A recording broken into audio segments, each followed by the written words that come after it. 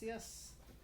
Tenemos como invitados a la señora abogada y profesora doña Mirna Villegas.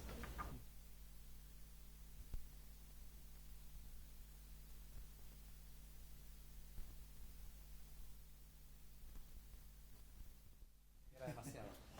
Ya acabo de presentar a la abogada. Sí, bueno. Muchas gracias, profesora. Tiene la palabra.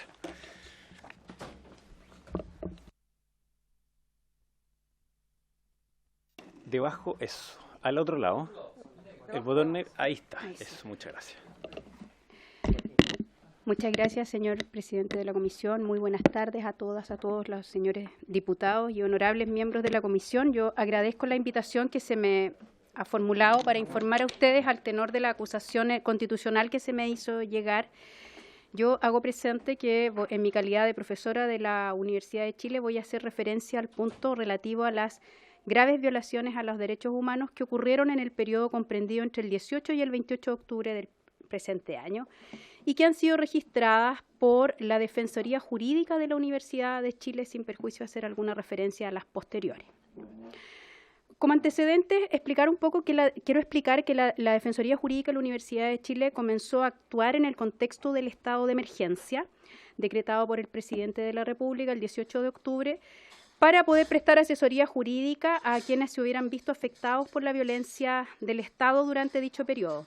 La actividad de esta Defensoría continúa hasta hoy y estamos integrados por estudiantes, académicos, académicas, abogados y abogadas del Centro de Derechos Humanos de la Universidad de Chile y otras organizaciones colaboradoras, ¿ya? Por lo tanto, somos un organismo de la sociedad civil bastante amplio, ¿ya?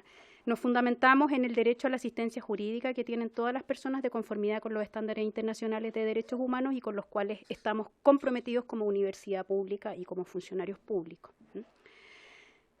Este informe da cuenta de la vulneración de derechos humanos y fundamentales de las personas por acción de agentes del Estado, en particular carabineros, policía y militares.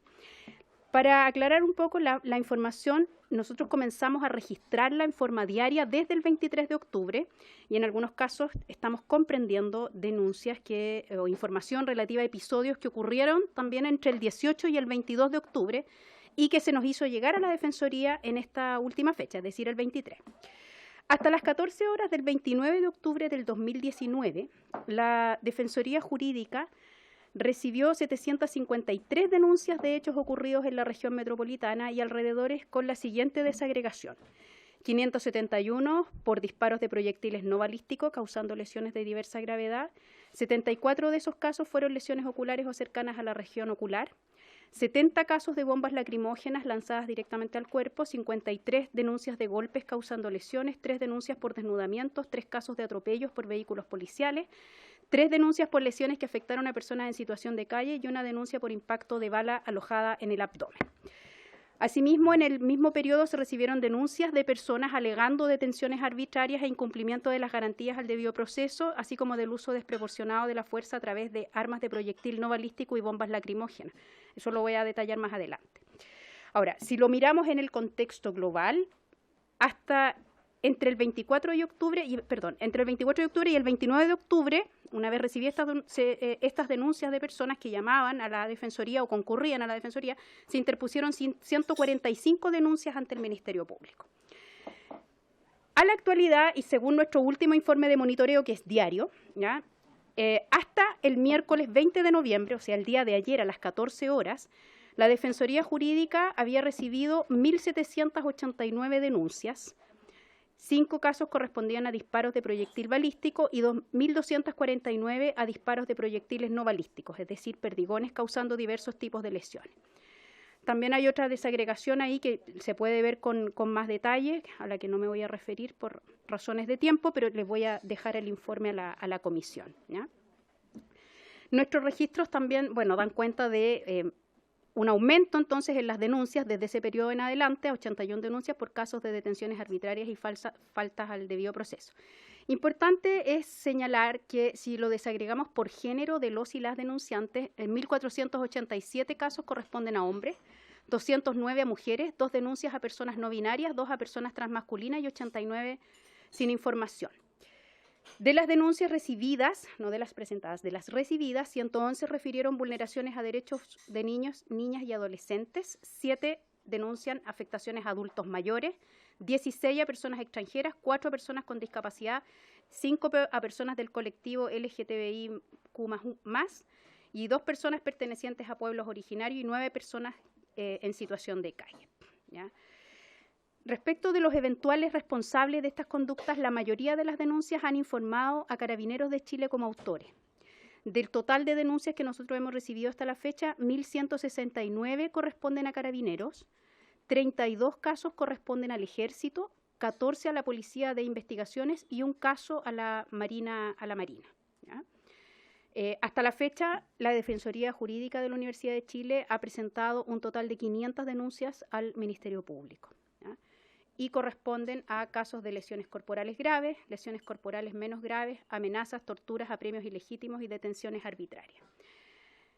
En cuanto a la afectación de los derechos fundamentales en el periodo comprendido entre el 18 y el 28 de octubre, yo diría que hay las denuncias que se recibieron en la Defensoría dieron cuenta de afectaciones sucesivas en orden de gradualidad al derecho a la protesta social, a la libertad personal y a la integridad física y psíquica.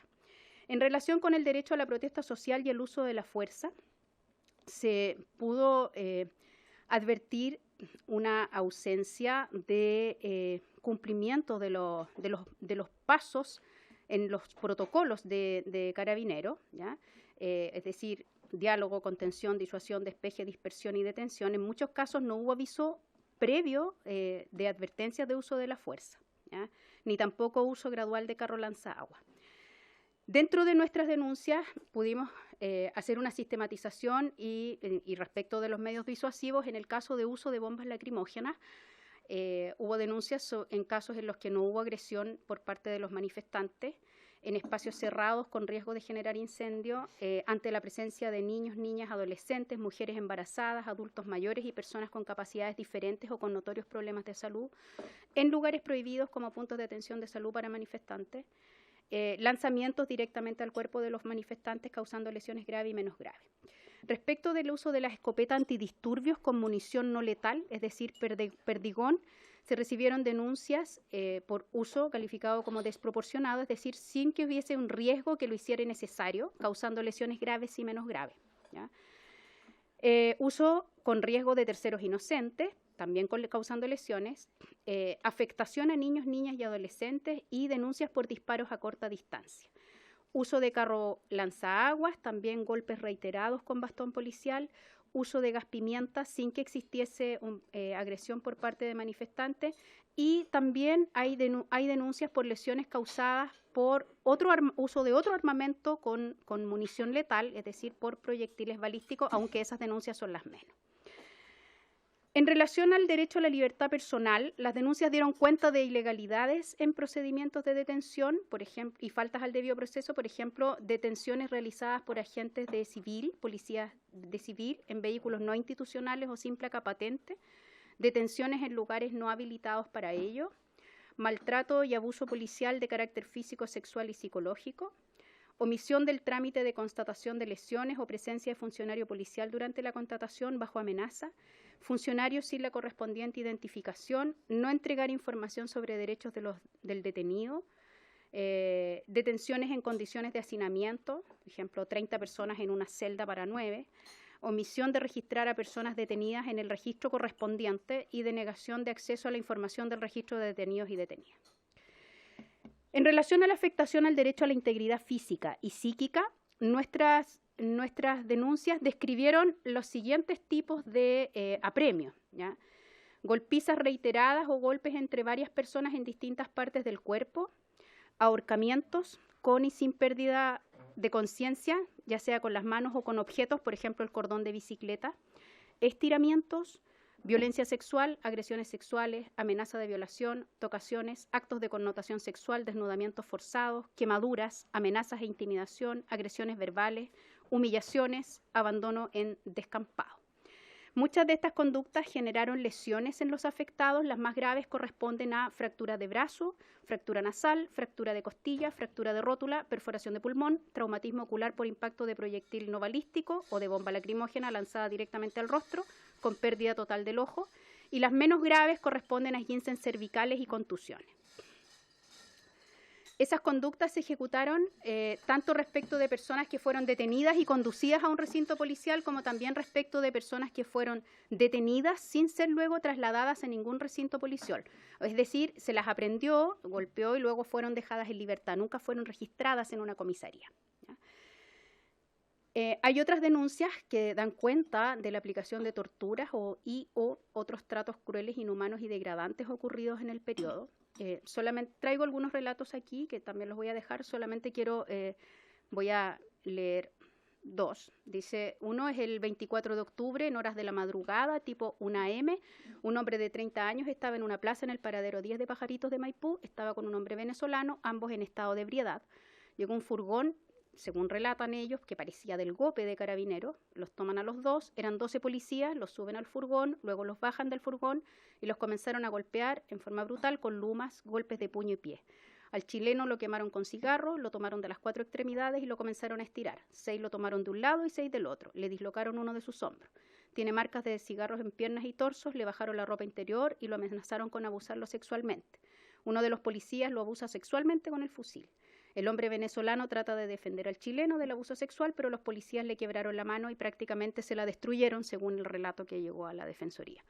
Los amenazan que los van a quemar vivos y les muestran un bidón con benzina. Después del hecho, los dos llegaron por sus medios a la casa de una vecina. Ella pidió ayuda a 2 amigos que viven cerca y que tenían conocimientos en salud. Al hombre venezolano, unos chicos adolescentes que estaban protestando, lo ayudaron y lo trasladaron a un centro asistencial por la gravedad de la lesión.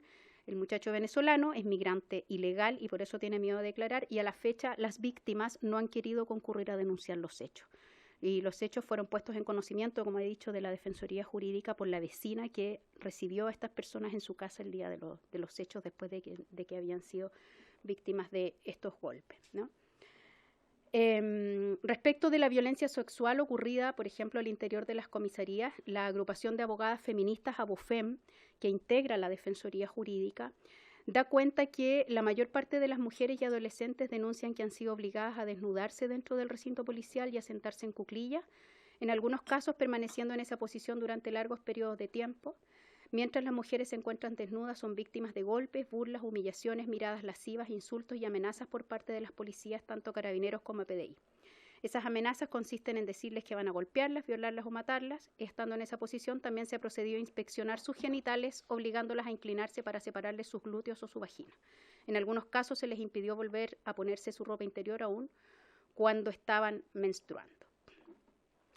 Una observación recurrente es que los uniformados que detienen y o agreden a las denunciantes no portan su identificación de forma visible en el uniforme, ¿ya? Asimismo, durante el periodo se registraron afectación a derechos fundamentales de personas que prestaban ayuda de primeros auxilios en manifestaciones.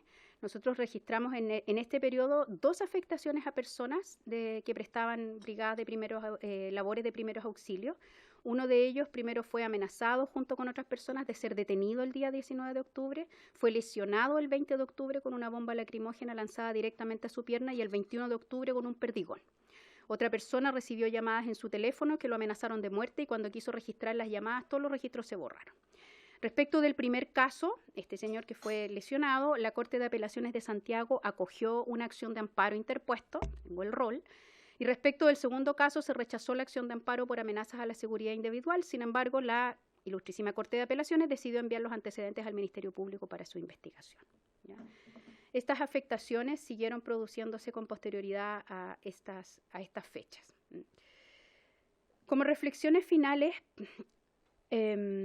nosotros pensamos que la manera en la que estas vulneraciones a derechos humanos que se produjeron dan cuenta de la existencia de un patrón de conductas que comenzó el día 18 de octubre y se ha ido reiterando en el tiempo. ¿Qué quiero decir? Quiero decir que lo que nosotros hemos observado no es algo que se pueda circunscribir al 18 y 28 de octubre. O sea, ha sido constante. Y el eje común es el uso desproporcionado de fuerza en contra de personas en el contexto de la protesta social.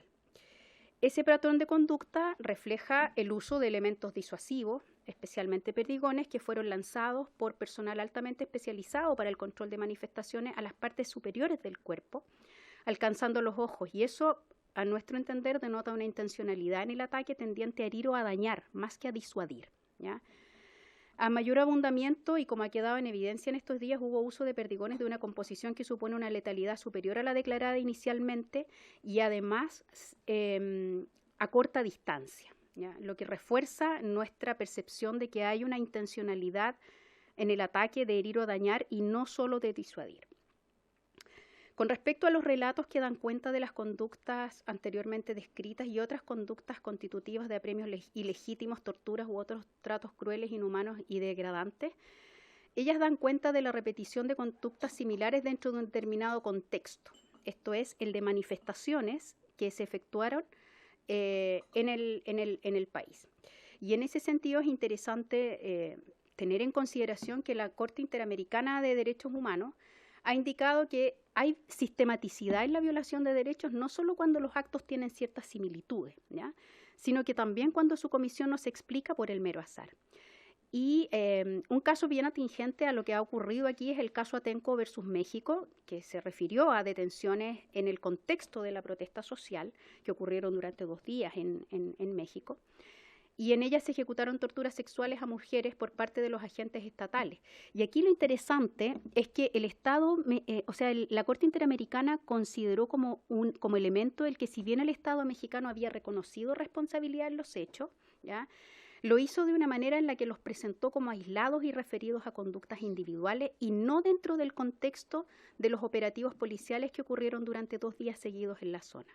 Entonces, la Corte Interamericana claramente alude al elemento de contexto para valorar si las conductas son típicas o atípicas como delitos de lesa humanidad. Y algo similar sucede con nuestra legislación vigente. Hay una columna bien interesante del profesor Juan Pablo Mañalich, que también señala que cuando se establece la responsabilidad por este tipo de crímenes, al señalar que no son solo las jefaturas militares, sino que también pudieran llegar a serlo las autoridades civiles, el presupuesto para la satisfacción del tipo penal es este requisito del contexto, y que no es otro que la sistematicidad. Finalmente, lo que hemos observado desde el día 18 de octubre ha sido no solo un estado de excepción constitucional en los términos técnicos jurídicos, sino que más allá de hay habido una situación en la que el sistema legal o el sistema penal le ha dado forma legal a lo que no puede tener forma legal, como por ejemplo el uso desproporcionado de la fuerza por parte de las policías, ¿ya?, fomentado por las declaraciones de apoyo de las autoridades hacia su labor, no hacia las violaciones de derechos humanos, pero sí hacia la labor que están realizando, ¿ya? Ahí es un momento en que el sistema se suspende a sí mismo para garantizar su continuidad. Es una especie como de anomia en la cual el individuo se queda como excluido de la norma y, sin embargo, la norma continúa vigente pero sin aplicación. Y en ese escenario, a mí me parece que a las autoridades civiles bajo cuya dependencia se encontraban las fuerzas policiales y se encuentran las fuerzas policiales, sin perjuicio de la eventual responsabilidad penal que pudiera llegar a caberles en virtud de la ley número 20.357, podrían también llegar a tener una responsabilidad política en cuanto hubieran propiciado o impulsado una política criminal que favoreció estas violaciones a derechos humanos por la ausencia de cuestionamiento o freno a los procedimientos policiales y militares que se estaban llevando a cabo, ¿ya? Así también, y siguiendo el razonamiento de la Corte Interamericana, en cuanto se soslaya el elemento de contexto en el que estos hechos se están produciendo, tratándolas como casos aislados o puntuales.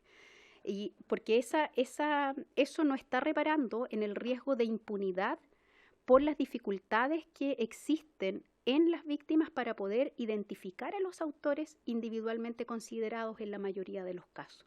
La gente que le dispararon perdigones, que recibieron perdigones, no va a poder identificar a los responsables individuales de los casos. Entonces, lo que quiero decir es que, como Estado de Chile, nosotros podríamos incurrir eventualmente en una responsabilidad internacional por delitos de lesa humanidad si es que consideramos estos hechos simplemente como casos aislados, porque a lo que va a conducir eso, en la mayoría de los casos, es a una no identificación de los responsables de los delitos concretos que se hubiesen cometido.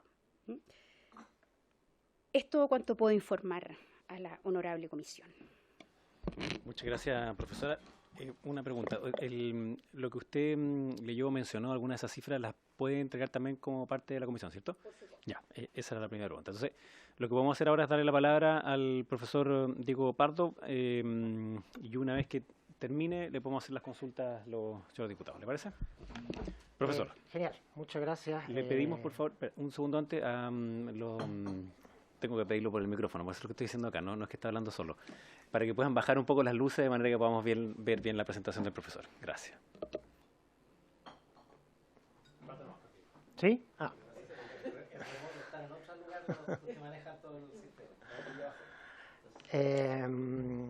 Bueno, la verdad que digamos, mi presentación es bastante complementaria a lo que mencionó previamente la profesora Villegas. Yo también he participado de la Defensoría de la Universidad de Chile. Ahora, quiero aclarar que los antecedentes, el intento que lo que trata de hacer esta presentación es más bien colocar las cifras que presentó la profesora Villegas, así como otras cifras, digamos, publicadas por el Instituto de Derechos Humanos desde una perspectiva comparada. En ese sentido, es un trabajo que estamos realizando un grupo de voluntarios, básicamente profesores de distintas facultades de la Universidad de Chile. Entonces, de alguna manera no representa, por así decirlo, la posición institucional de la Universidad de Chile, tampoco de la Defensoría. Yo vengo, digamos, a presentar estos datos en mi calidad de académico. Entonces, bueno, aquí tenemos el último reporte del Instituto Nacional de Derechos Humanos. Ya la profesora Villegas pasó por estas cifras, lo mismo con el reporte de la Defensoría Jurídica de la Universidad de Chile. Básicamente, para ponerlo en grandes números, estamos hablando de cerca de 15.000 detenidos, cerca de 2.300 heridos, más de 200 lesiones oculares y alrededor de una veintena de muertos.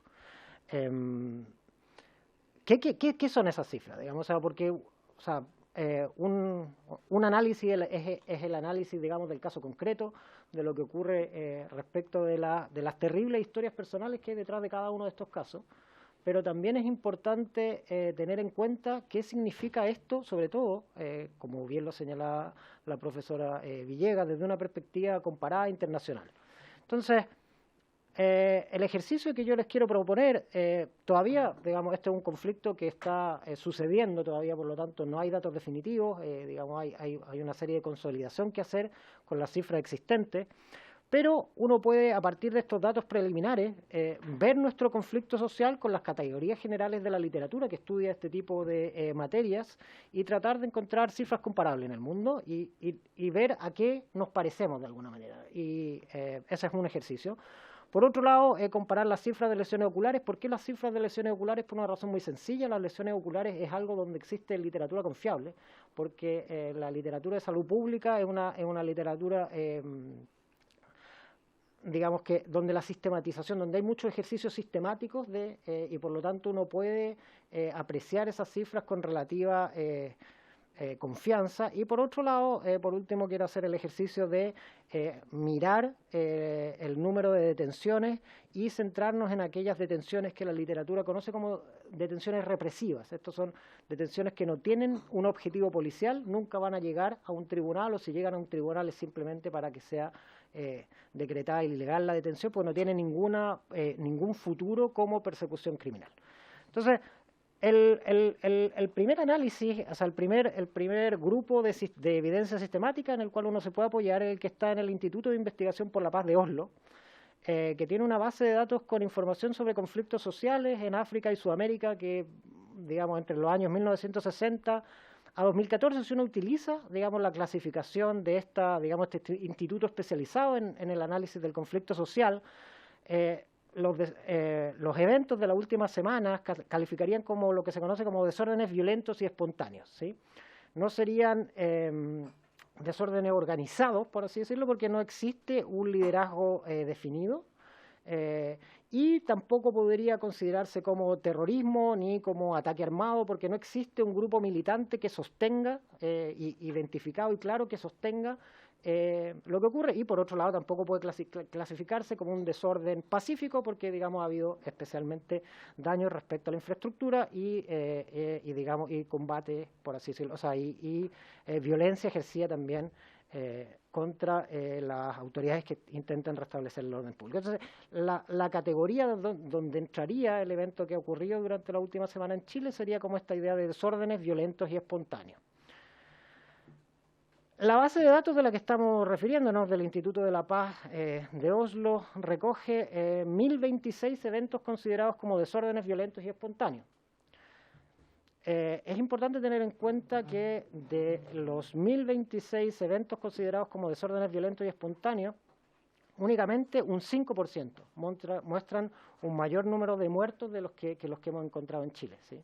O sea, el número de muertos que han habido en Chile está dentro del 95% de eventos más graves en esta base de datos. Existe otro 5% que tiene un rango de muertos similar, digamos, de alguna manera en la veintena de muertos. Y lo que encontramos como eventos similares es una compañía en la que uno nunca quisiera estar. Uno ve, por ejemplo, que un evento comparable en términos de la magnitud de muerte sería, por ejemplo, la resistencia civil al golpe de Estado fallido en Venezuela el año 2002, también tuvo un número similar de muertos. La resistencia digamos, como consecuencia de la primavera árabe en Egipto y a la renuncia de Hosni Mubarak, lo que ocurrió las semanas posteriores, tuvo un número similar de muertos.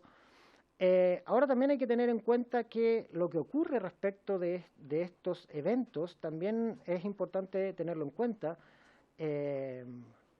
El nivel de violencia desplegado por los manifestantes en esos otros eventos era significativamente mayor al que hemos observado en Chile. Es importante tener en cuenta que cuando uno mira esto comparativamente, estas bases de datos se preocupan de sistematizar esta evidencia y, por ejemplo, en términos del armamento utilizado por los manifestantes en Chile, no ha habido armas de fuego en las calles por parte de los manifestantes, no ha habido agresiones a la vida de otros manifestantes y de alguna manera el nivel de violencia por la manifestación en esta literatura se agrupa en atención, digamos, al tipo de armamento más severo que se ha utilizado. En lo que se ha mostrado de alguna manera en Chile, estas bombas Molotov o IED, Incendiary Elements, en la literatura digamos, hay varios escalones más allá en la violencia. Entonces es importante tener en cuenta que los otros eventos que están en este otro 5%, con una magnitud similar, son eventos donde la violencia de los manifestantes es significativamente más severa. Hay otro, el cual en la segunda pieza, la base de datos del Instituto para la Paz de Oslo recoge muchos eventos con distinta graduación de violencia.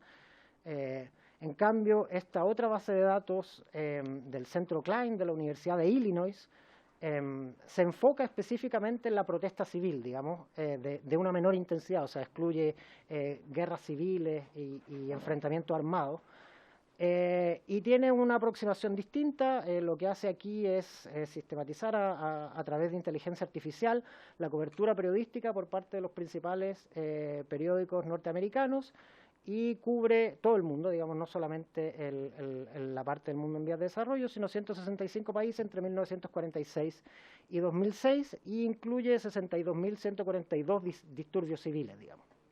Esto incluye protestas con distinto nivel de beligerancia por parte de los manifestantes.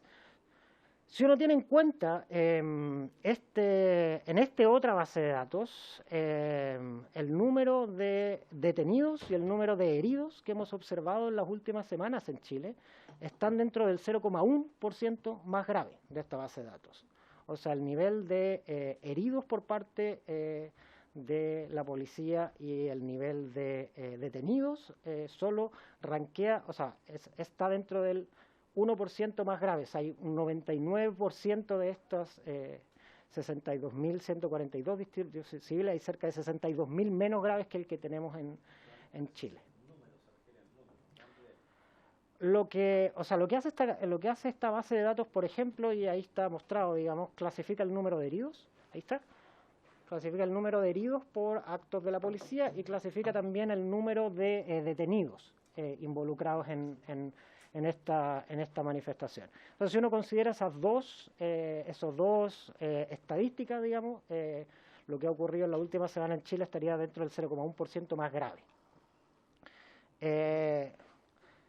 Aquí tenemos, digamos, aquí puse breve, o sea, simplemente para ilustrarlo, los 5 eventos que estarían más cerca de los 2.300, de la cifra de 2.300 que estamos en Chile.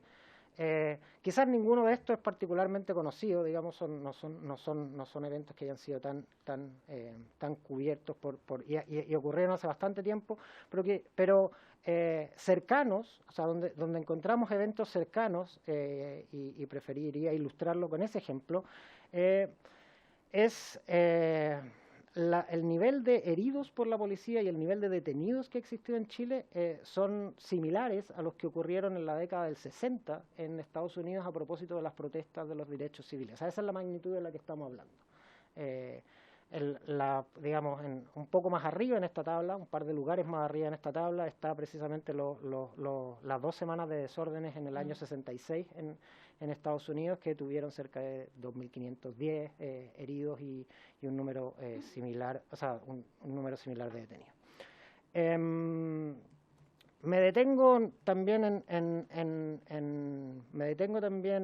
el número de lesiones oculares. Como les decía, el número de lesiones oculares es una estadística interesante porque, a diferencia de los heridos, que es una categoría un poco más difícil de determinar porque hay un rango donde las lesiones pueden caber, que es relativamente amplio. Puede haber desde lesiones menos graves, como indicaba la profesora Villegas, a lesiones muy graves. Las lesiones oculares son un rango mucho más agotado.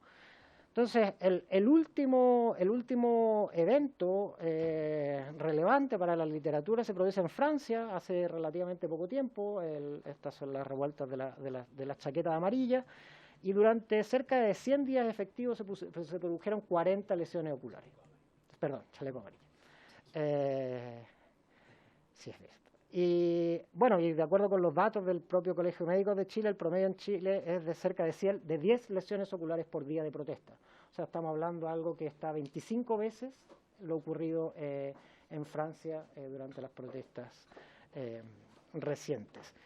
Este es un dato relevante, y me voy a detener un minuto aquí, porque ¿cómo es posible lograr esta magnitud de 25 veces algo que ya se considera grave por toda la comunidad internacional? O sea, Francia enfrentó severos cuestionamientos por la infracción de sus estándares de respeto a los derechos humanos por esas 40 lesiones oculares, digamos. En Chile estamos hablando de 25 veces esa magnitud. Entonces, ¿cómo es posible lograr eso? Y las 3 hipótesis las 3 hipótesis posibles, una de ellas tiene que ver con que se usa más frecuentemente de lo que correspondería. Digamos que la escopeta antidisturbios se usa en situaciones distintas de las establecidas en el protocolo. La otra sería, que la sugirió la profesora Villegas, que se estaría apuntando hacia zonas distintas a las que por la propia, o sea, donde las propias recomendaciones lo establecen. Y la última sería que la lesividad de las municiones. Estas 3 explicaciones son reconducibles a un error, por supuesto, normativo en el protocolo de uso de la fuerza.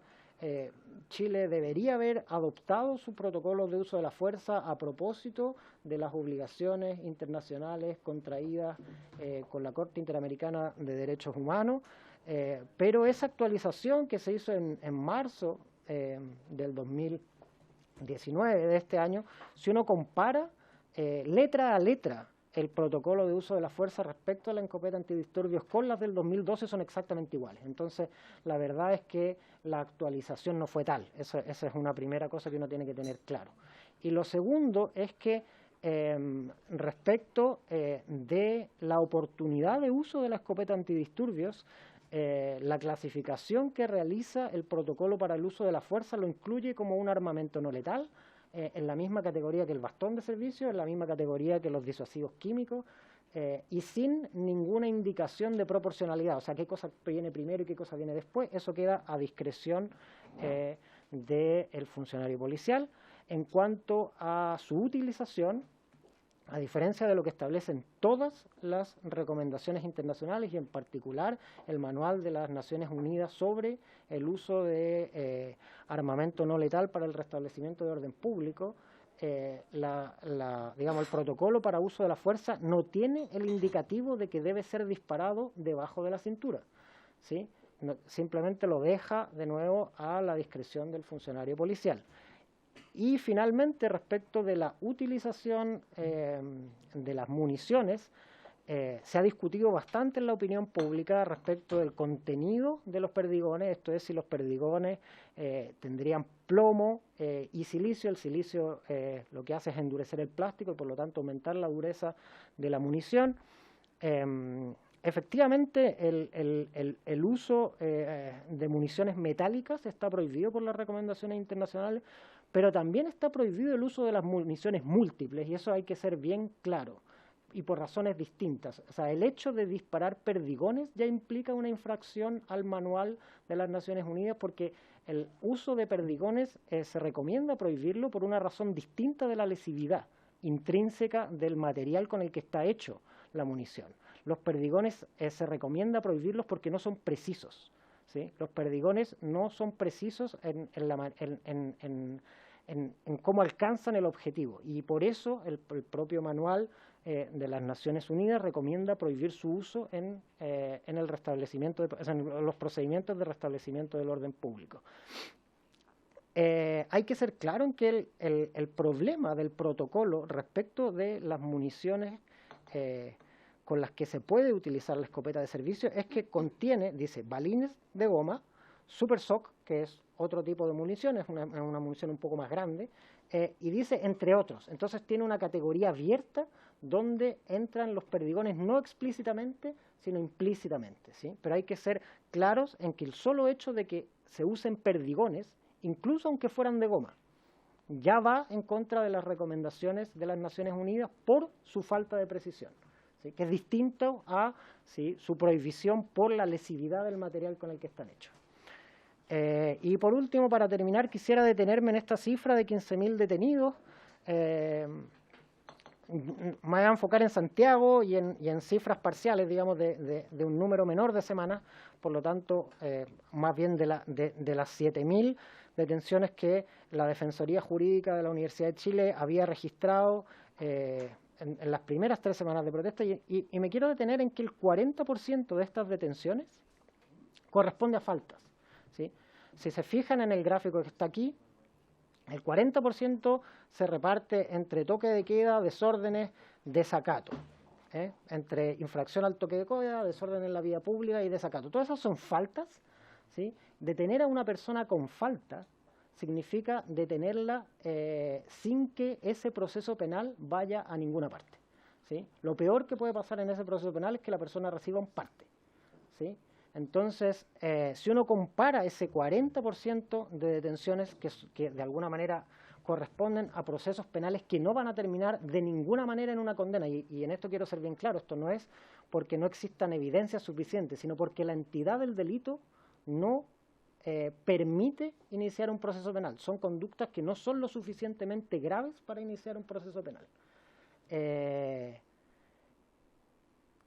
Ese número, digamos, contrasta con que solamente exista un 1% de detenciones asociadas con los delitos que podría involucrar una protesta social, como incendio, daños o maltrato de obra. Y si uno mira comparativamente estas cifras, La preocupación es que estas detenciones sean detenciones no policiales, no son detenciones dirigidas a encontrar al responsable de la comisión de un ilícito penal, sino detenciones represivas. Esto es, detenciones destinadas a hostigar a los manifestantes y disuadirlos de que ejerzan su derecho constitucional a reunión y manifestación.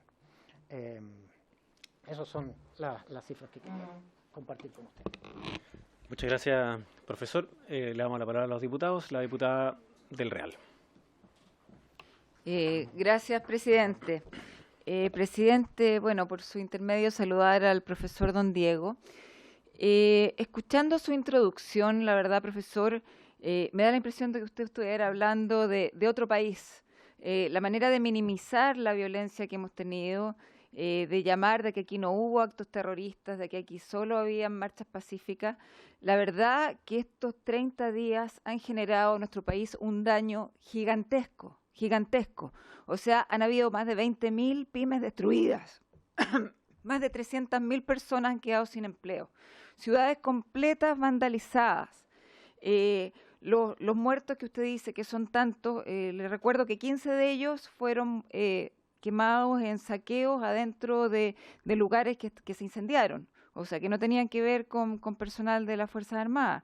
2 de ellos también fueron por un atropello, o sea, estamos hablando de 3 o 4 personas que tienen relación directa con algún tipo de uniformado y que, por supuesto, todos esos casos los tiene la justicia. Carabineros y militares han hecho todos los sumarios correspondientes y se está viendo todo el tema de los derechos humanos. Por lo tanto, me parece que es injustificable toda la violencia que hemos sufrido en este país en este último tiempo. Entonces yo le pregunto, ¿qué tenía que pasar en Chile para que realmente hubiera sido necesario un estado de excepción? ¿No cree usted que si la policía o las Fuerzas Armadas no hubieran tomado control de este país en ese minuto, no hubieran habido aún más muertos, porque realmente habrían habido más incendios, más personas quemadas, y además la gente finalmente habría tendido a defenderse por sus propias manos, con lo cual habríamos caído inevitablemente en una especie de guerra civil? Por lo tanto, esa es mi pregunta. ¿Qué habría tenido que pasar en Chile para que realmente hubiera sido necesaria la fuerza militar en la calle? Gracias, profesor. Muchas gracias, diputada. Diputados. Diputado Vilavaca.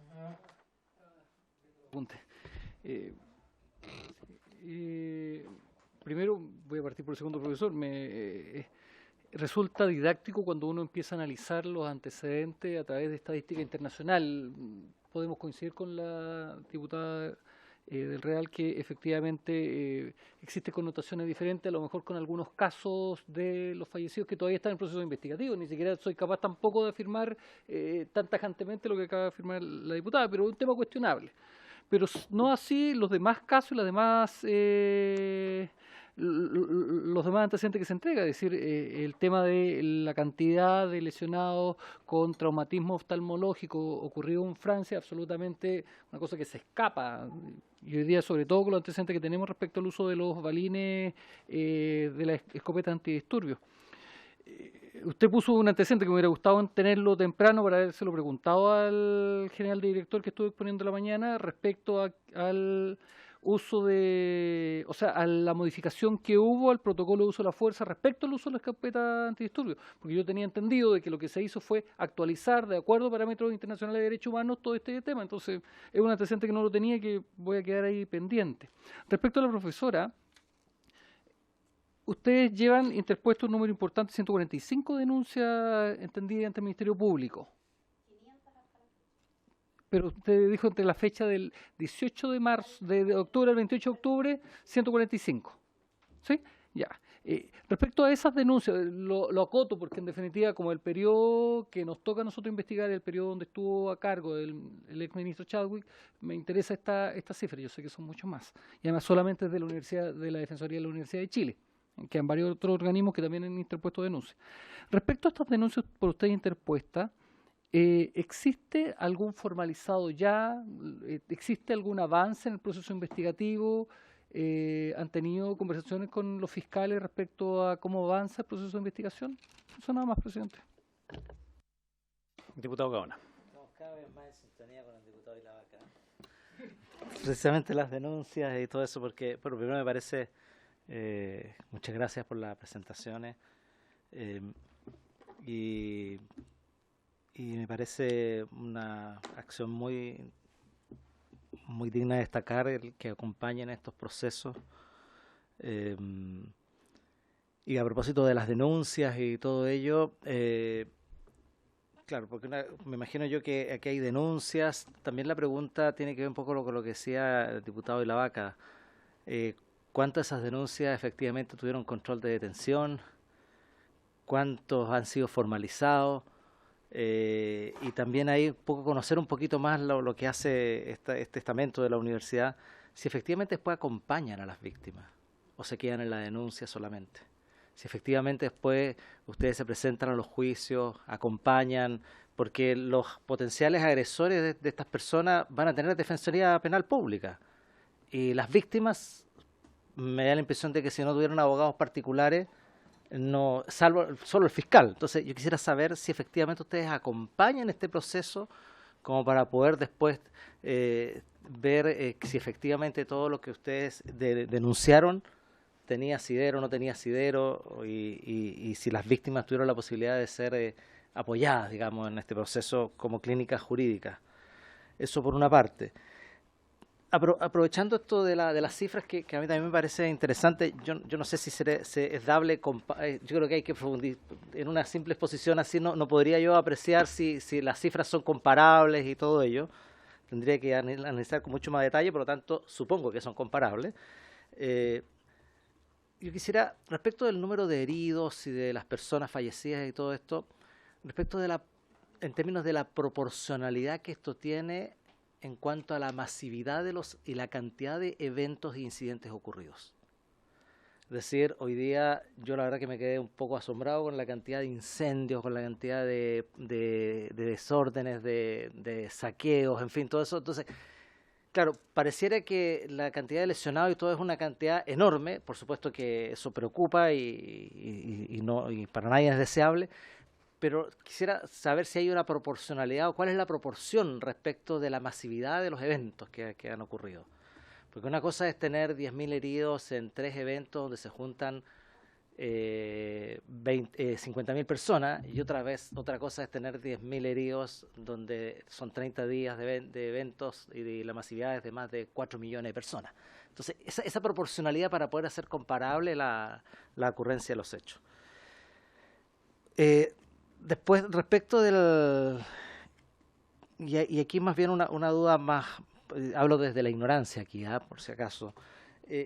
Este relato de que usted señala que es dramático, el relato de estas dos personas que sufrieron esta agresión, que me parece inaceptable, y que no debieran ocurrir, de estos 2 ciudadanos, un chileno y un venezolano, y que además estaban ebrios. Entonces, ¿cómo ustedes chequean esta información? O sea, ¿cómo se puede dar fe, más aún cuando las personas ni siquiera quieren denunciar? Es decir, ¿cuál es el procedimiento para afirmar que esto ocurre si ni siquiera las personas se atreven a denunciar? ¿Y cuáles son las pruebas para que ustedes puedan afirmar que efectivamente esas cosas ocurrieron? ¿O basta el testimonio solamente? Testimonio de personas que ni siquiera quieren denunciar. Cuando yo me imagino que hoy día la justicia en Chile entrega todas las garantías para que las personas puedan denunciar de todos los hechos que son víctimas. Después, respecto de los detenidos, especialmente los detenidos que tienen que ver con delitos, no sé si ustedes tienen el análisis, ¿cuántos de esos detenidos tenían antecedentes penales previos? Si esos detenidos por los delitos corresponden simplemente a personas que no tenían nada que ver con ese tipo de situaciones, que estaban manifestándose, o también tienen alguna idea de cuánta de esa gente que está detenida tiene antecedentes penales. Y es más, ¿cuántos de esas personas tienen antecedentes de detenciones también? Sobre todo en el tema de las faltas. o los desórdenes o la destrucción de bienes públicos y privados. Básicamente para poder entender, tratar de hacernos un perfil de los detenidos que tengan que ver con hechos que podrían ser constitutivos de delito.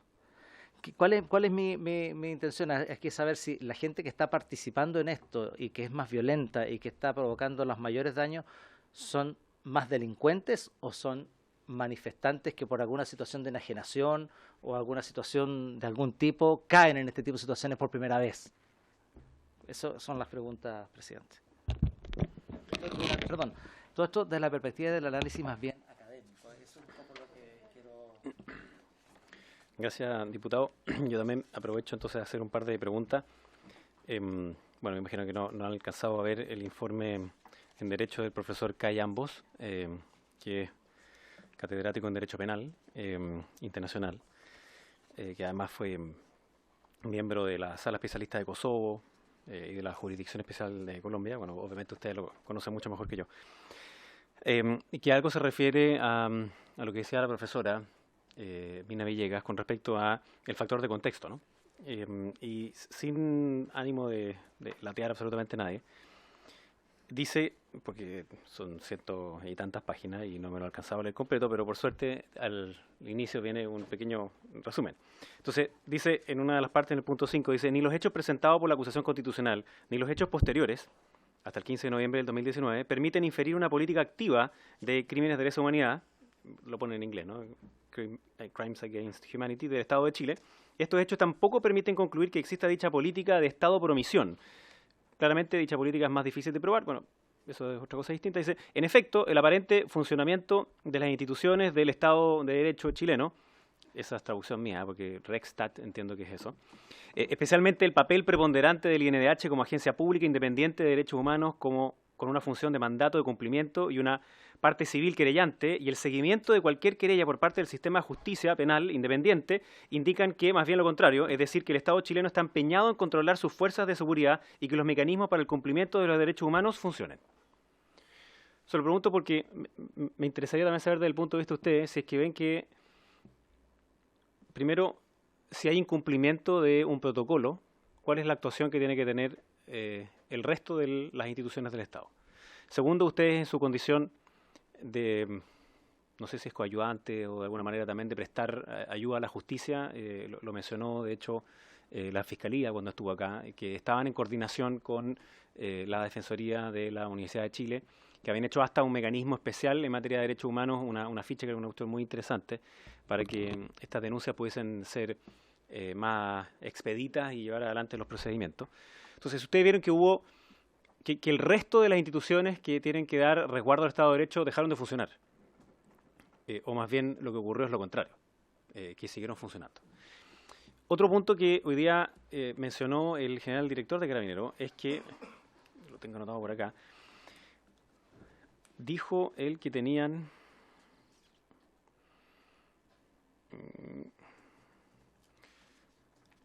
justo se me perdió el número, pero si no me equivoco eran 400 y tantos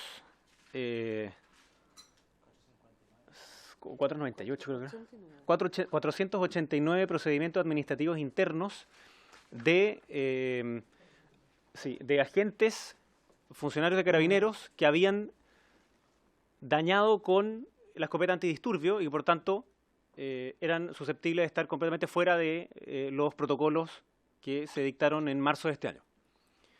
Con lo cual, da cuenta de un punto que decía usted, ¿no? Si es que era posible identificar o no a quienes eventualmente habían cometido este daño. Bueno, ellos dijeron, nosotros mismos hemos iniciado 498 de esas, de nuestras investigaciones administrativas, al mismo tiempo que entregar esos antecedentes a el Ministerio Público. Entonces, si eso le parece que es una cuestión que está de acuerdo o no con aquí sí, aquí lo encontré, que debió haber ocurrido o no. Algo dijo también hoy día el general director, que apareció el día de ayer, de hecho, y es que la licitación técnica que permite la compra de estos cartuchos se hace el año 2017.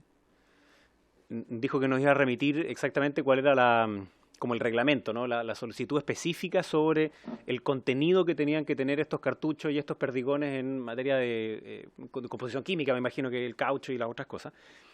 Y que una de las razones con las cuales justificaron ahora el sacarlo es que había una discrepancia entre aquello que habían solicitado el año 2017, que es cuando se hace la compra, versus ahora. Entonces, ¿qué le parece también eso?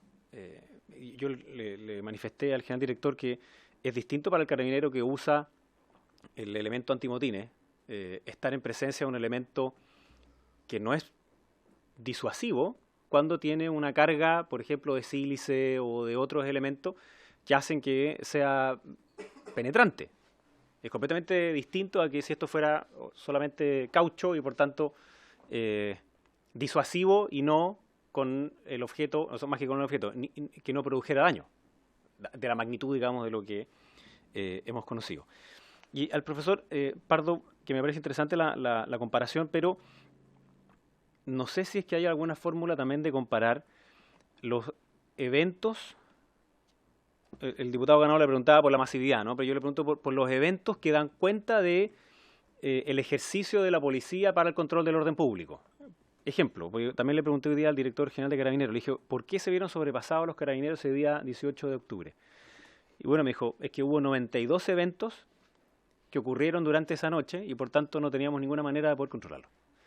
Y frente a esos 92 eventos que ocurrieron en un lapso de horas, hay algunos que llaman la atención por su simultaneidad, que es lo que nos han acompañado a más varias otras personas, lo cual tampoco significa que haya una jerarquía en la organización. Lo que uno ve más bien es que son grupos anárquicos, que claro, una cosa es que se coordinen entre ellos y otra cosa es que tengan una orgánica, ¿no? Son cosas distintas. Pero también da cuenta de una simultaneidad en los ataques al metro, de 6 estaciones quemadas en un lapso de 10-12 minutos, luego cortes de carretera en distintos puntos estratégicos de la ciudad, también todo esto en un lapso de unos 30 minutos. Entonces, yo no creo que eso pueda ser conceptuado como hechos aislados, porque no lo fueron.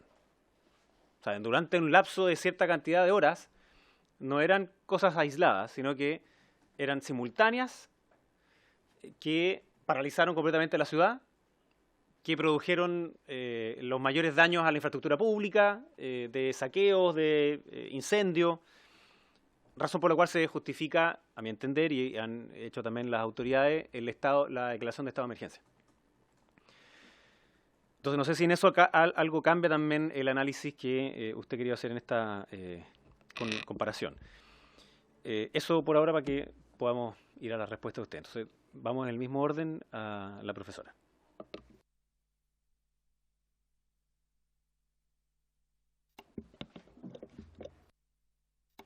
Bien. Bueno, con respecto a la pregunta sobre si hay o no formalizado después de las denuncias que se han interpuesto, no, hasta el momento nosotros no hemos tomado conocimiento de personas formalizadas. Lo que sí debo aclarar que los casos en general más graves, que fueron como los de muertes que llegaron a la Defensoría Jurídica de la Universidad de Chile, nosotros los traspasamos al Instituto Nacional de Derechos Humanos por la gravedad del evento, ¿no? Entonces ahí ya desconocemos si hay o no, pero las denuncias han sido muchas denuncias en un periodo más o menos acotado de tiempo. Sobre si hay seguimiento o acompañamiento a los denunciantes con posterioridad a las denuncias, aquí nosotros tenemos, primero, se ha funcionado como Estado en el sentido de que se estaban indicando, había una conexión con el Ministerio Público. Lo primero que hicimos fue sostener reuniones con el Ministerio Público para poder facilitar la llegada de las denuncias. Entonces, lo que nosotros hacemos es acompañar y darles asistencia a las víctimas que quieren denunciar. Y por lo tanto, estas personas concurren, estamos organizados como en 6 comisiones, las personas llaman a un teléfono o concurren a la Defensoría, plantean su relato, luego si llegan telefónicamente, luego ya pasa a una comisión que se llama como la de escritos o acciones judiciales, y esas personas se comunican con las personas que han llamado y les solicitan las pruebas de sus relatos, ¿ya? En algunos casos y en algunos casos no hay, digamos, pruebas, pero en la mayoría de los casos las denuncias que se han interpuesto por parte de la Defensoría van acompañadas, por ejemplo, por las fotos de las lesiones, por la constatación de lesiones, en esos casos. Pero lamentablemente en el caso grave al que yo hago referencia, ahí no tuvimos, o sea, ni siquiera hemos tenido la constatación de lesiones de uno de los afectados, a pesar de que se comunicaron, hubo una comunicación con la denunciante, que fue la vecina, pero esta persona no ha llegado todavía con la constatación de lesiones. Entonces, el tema de la veracidad de los relatos no es algo que nos competa a nosotros probar, eso es materia de la investigación que tiene que realizar la Fiscalía. Nosotros solo asesoramos a las personas para denunciar los hechos, poner en conocimiento de la justicia los hechos y en la medida de lo posible, para que pueda prosperar su denuncia, ellos puedan tener, no sé, constatación de lesiones, sobre todo en estos casos, ¿ya? Tenemos contacto un contacto bastante fluido con la URAVIT, que es la unidad de víctimas, ¿no es cierto?, del Ministerio Público, con la Defensoría de la Niñez, con la Defensoría Penal Pública y también con el Instituto Nacional de Derechos Humanos, ¿ya? Sí hemos hecho las acciones que se han seguido son las que se han interpuesto ante las Cortes de Apelaciones. O sea, los casos de los amparos, eso sí se ha seguido, digamos, como hasta el final. Pero luego de las denuncias, hay algunas que ya tienen RUC, ¿ya? Y hay algunas en donde sí se han citado a declarar a los denunciantes, pero hay otras en que todavía ni siquiera tienen RUC, ¿ya? ¿Qué vamos a hacer después de eso? Bueno, se ha hecho como una clasificación en relación como a la gravedad de algunas denuncias, y en algunos casos se ha visto que la necesidad de presentar querellas. La universidad hasta ahora no ha tomado una decisión en relación a si las clínicas jurídicas podrían asumir todas esas querellas porque no hay capacidad para eso. Entonces, lo que sí estamos adoptando es la decisión ahora, en este momento, de hacer una derivación de casos hacia otras organizaciones en donde que ellas puedan presentar las querellas. Y en algunos casos graves sí ya lo hemos hecho. O sea, han sido derivadas algunas querellas, por ejemplo, a otras organizaciones colaboradoras como Londres 38 o algunos otros abogados de derechos humanos, o al mismo Instituto Nacional de Derechos Humanos para que en uso de sus facultades presenten las querellas. Pero nuestra labor no ha ido más allá. No estamos constituidos como universidad como para eso, digamos, ¿no? Sobre cuántos de los detenidos tenían antecedentes penales previos, eso no lo sabemos. Eso no lo sabemos, nosotros tampoco hacemos la distinción, ¿ya? Probablemente ustedes en el documento que se les acabo de enviar, ¿no?, van a encontrar otros relatos de personas que también fueron vulneradas en sus derechos en el contexto de saqueos o cercanos a saqueos, ¿ya? Las garantías fundamentales son para todas las personas, independientemente de su condición, ¿ya? Entonces nosotros desde los estándares internacionales de derechos humanos no hacemos esa distinción, ¿ya?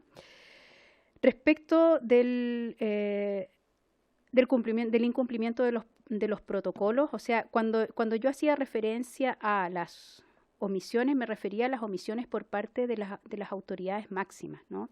Porque efectivamente el resto del Estado ha funcionado. Ya hemos funcionado, pero hasta este momento, digamos, como hasta presentar las denuncias y que se les asigne RUC, y los fiscales han estado tratando de investigar en la medida que van pudiendo investigar, porque las denuncias son muchas, ¿ya?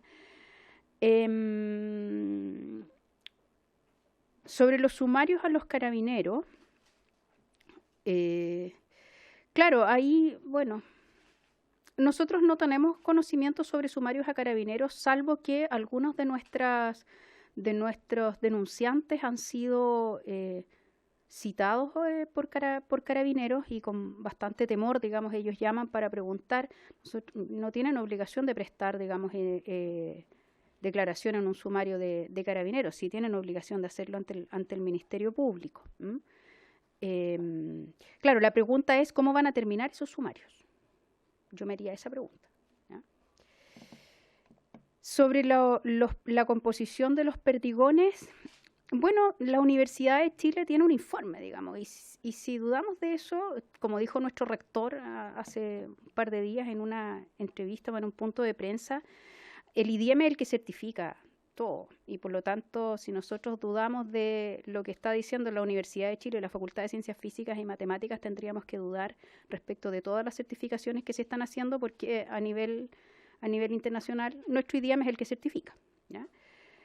Lo que nos preocupa, más allá de la composición, digamos, es la manera en la que se usaron, ¿ya? O sea, hay disparos a corta distancia y hay disparos que no se hacían antes, ¿no? Que son a las partes superiores del cuerpo, a la cabeza o a las extremidades superiores. Y eso es lo que es preocupante. No sé si dejé alguna pregunta sin responder.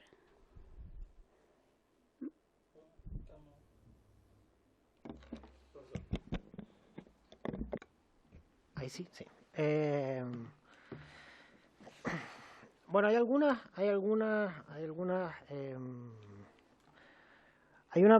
preguntas que puedo responder directamente. El número de días, por ejemplo, ahí está. Están, digamos, eso sí se registra. 3 semanas, un mes, no es un periodo particularmente extenso en comparación con lo que, digamos, con lo que yo he observado en ambas bases de datos al menos.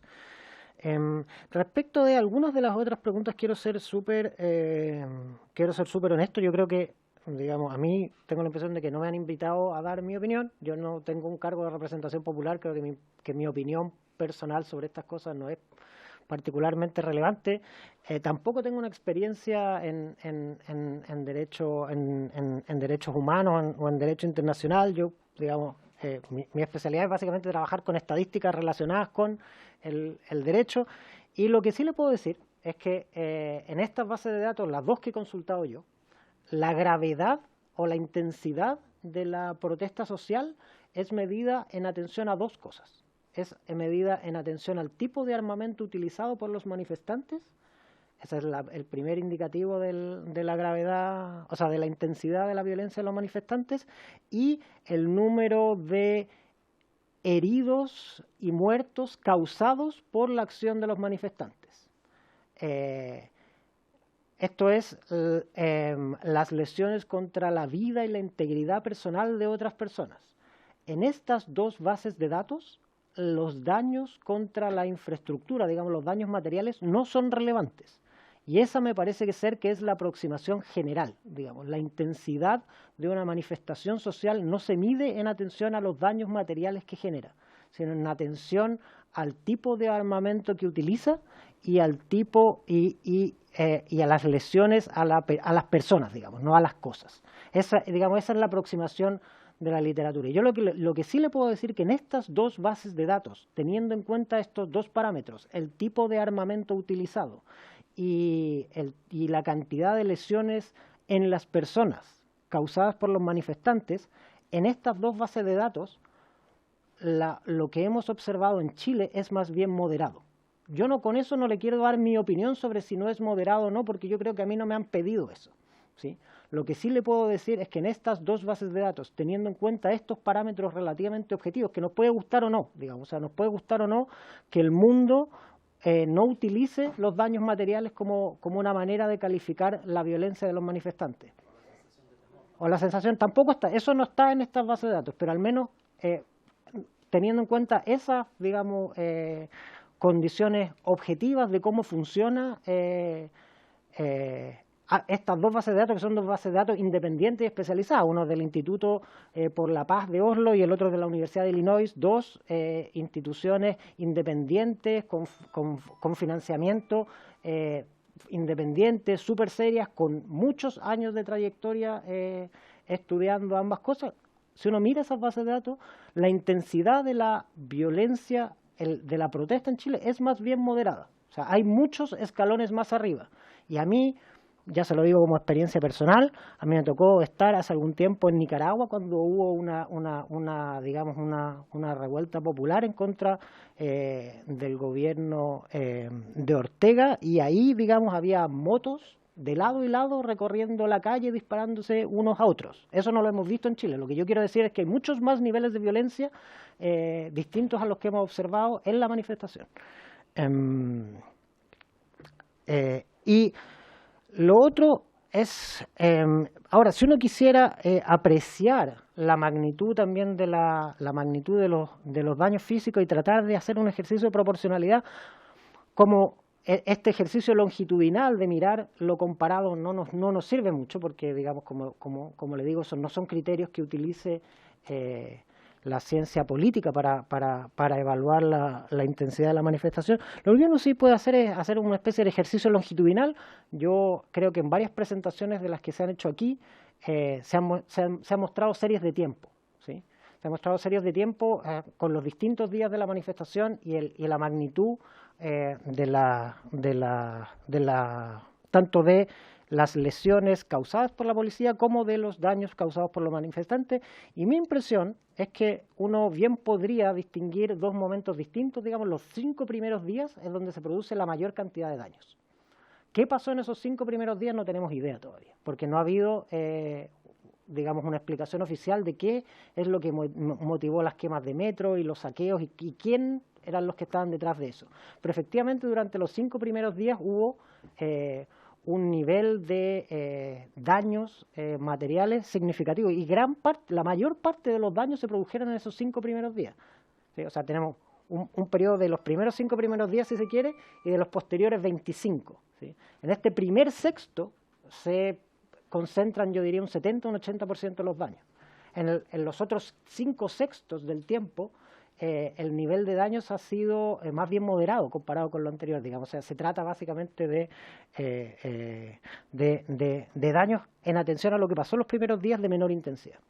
Sin embargo, el número de heridos y de lesiones oculares, si uno lo mira, tiene una tiene una tendencia lineal, digamos. El número de lesiones oculares ocurridos durante los 5 primeros días es más o menos igual que los segundos 5 primeros días, que los terceros 5 primeros días, que los cuartos 5 primeros días.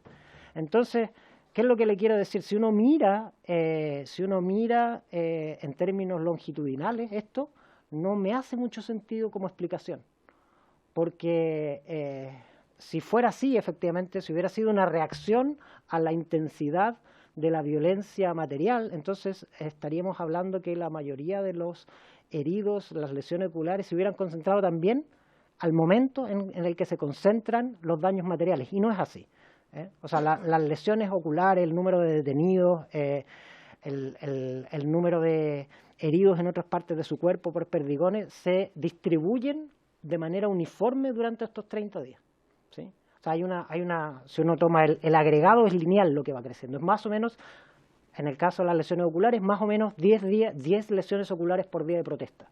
¿Sí?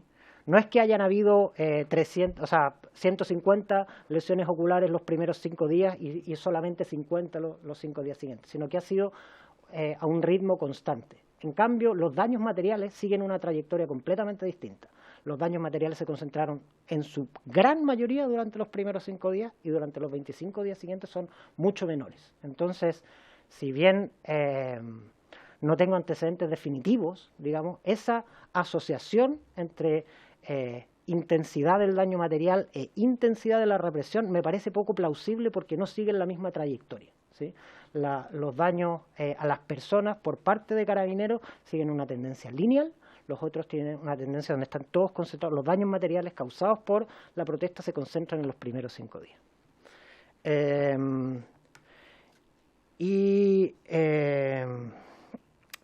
Respecto de las municiones, simplemente, o sea, aquí hay un problema lingüístico que esconde un problema mayor, digamos. El protocolo de Carabineros habla de armamento no letal, ¿sí? Como si no fuera capaz de producir la muerte. En otras partes del mundo se habla de menos letal, ¿sí? En vez de ser no letal se habla de menos letal. Y yo creo que detrás de eso hay un significado más, o sea, hay un significado también no solo terminológico, sino real, digamos. Las municiones son capaces de producir muerte. Lo que pasa es que son menos letales que, digamos, que las balas de plomo.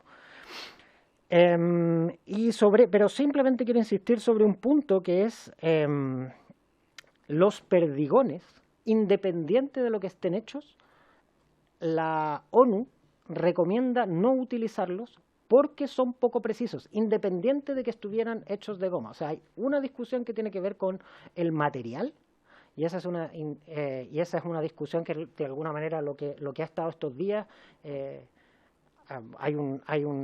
Entiendo que hay unos resultados del laboratorio interno de Carabineros que contrastan con los resultados del estudio de la Universidad de Chile, y eso está muy bien y es algo que hay que discutir, pero eso es independiente de que se usen perdigones. El hecho de que ya se usen perdigones es algo que va en contra de las recomendaciones internacionales, independiente de lo que estén hechos, ¿sí?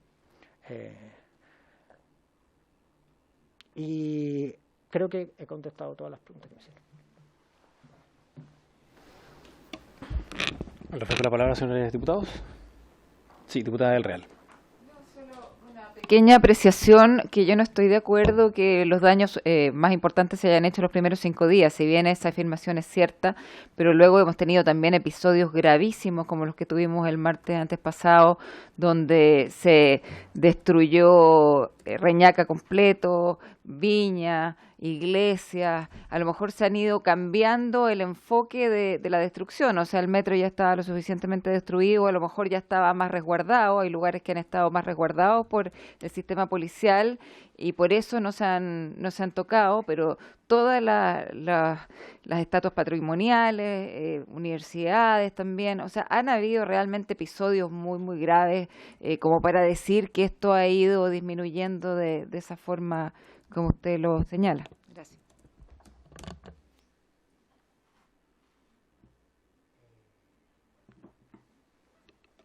Vuelva a prender su micrófono, por favor, profesor. Si me da un minuto, busco los datos, porque lo que estoy diciendo yo es la información oficial de Carabineros. Si uno mira la serie de tiempo que presentó Carabineros con los daños derivados de la protesta social, tendría que hacer el cálculo correctamente, pero es un gráfico de barras y a ojo yo diría que el 70% de esos daños se concentra en los primeros 5 días. Si me da un minuto lo puedo buscar y puedo hacerle el cálculo, pero no es... Sí, pero digamos, esta no es información que yo esté sacando ahora, es información oficial que publicó Carabineros. Si no me equivoco, en alguno de los análisis también estaba como el número de eventos que se iba sucediendo, digamos, y claro, el Ministerio de Obras Públicas también entregó, porque por ejemplo los daños más graves, llamémoslo así, en términos de magnitud y de costo, a la infraestructura pública se produjeron los primeros días. Pero también nos han mostrado que en Valparaíso y en otras regiones no fueron justo los primeros días, sino que fueron otros que se fueron extendiendo especialmente a comercio detallista, ¿no? Al comercio más grande, no los supermercados más grandes, que esos fueron, sí, los primeros días fueron especialmente atacados, pero los otros más pequeños fueron los días sucesivos. Pero si después encuentra encantado que nosotros también podamos tenerlo. Entonces, le agradezco a la profesora Mirna Villegas y al profesor don Diego Pardo el haber concurrido a esta comisión y por haberse logrado el objetivo de esta comisión. Esta se levanta.